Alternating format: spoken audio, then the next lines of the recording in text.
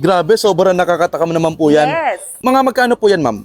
Ito naman po, may tatlong klase po tayo ng cups natin. Ito po ang tinatawag naming solo, yan.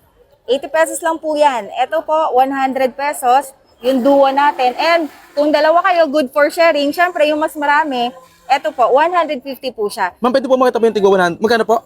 150 po, yung pinakamalaki natin. Ayun po, laki oh. Yan po. Tapos, meron po kami buy one, take one. Ito po, kung gusto niyo naman po, ito po, 80 pesos siya. Pero pag buy one, take one po, 100 na lang po siya. Pwede siyang ka-take niya, mangga, or pinya, gano'n. Bagay na bagay po pala sa may mga kapartner, no, ma'am, no? Yes. Sobrang nakakataka. Magkano po yan? Yes, ayan. Ito naman po, 1,000 pesos po yan. Buy one, take one naman po siya. Tapos kompleto na po yung one deep and fried kineso yan. Ayan, ayun lang sugsawan. Actually, ito nagawa na. Okay, oh. Diba? Pak na pak. Kasi ito naman po, ayan, 1,500 po siya. May singkamas kami, may minggo. Tapos ito naman pong isa, bundle na ito. 5,000 na po yan.